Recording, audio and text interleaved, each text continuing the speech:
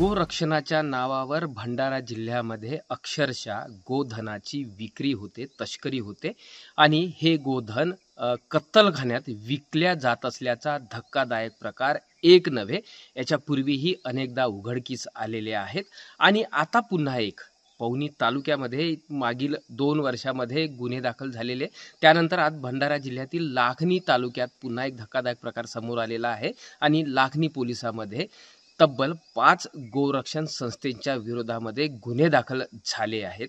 आपण बघू शकतो सध्या लाखनी येथील रेंगेपार इथे ही मातोश्री गोरक्षण संस्था आहे। इथे आपण आहो मातोश्री गोरक्षण संस्थेसह ह्या परिसरामध्ये जर बघितल्या गेलं तर मागील अनेक वर्षापासून इथे गोरक्षण संस्था होती, जी पोलीस प्रशासन ज्या कत्तलखान्याकडे जाणाऱ्या जनावरांना पकडून या अशा मातोश्रीच नाही तर अनेक संस्थांमध्ये ती संरक्षणामध्ये ठेवण्यात येत होती। मात्र या गोरक्षण संचालकांनीच या जनावरांचा कत्तलखान्यामध्ये विक्री केल्याचा धक्कादायक प्रकार आता उघडकीस आलेला आहे।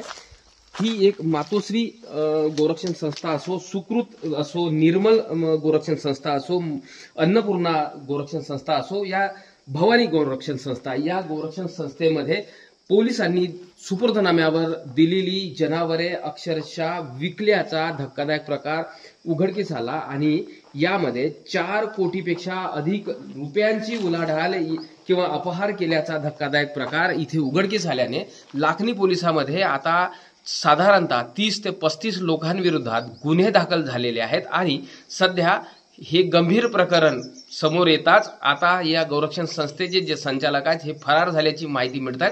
पोलीस त्यांच्या मागावर आहेत आणि आता पोलीस यांना पकडण्यामध्ये कधीपर्यंत त्यांना यश येते हे बघणं तेवढंच औत्सुक्याचं आहे।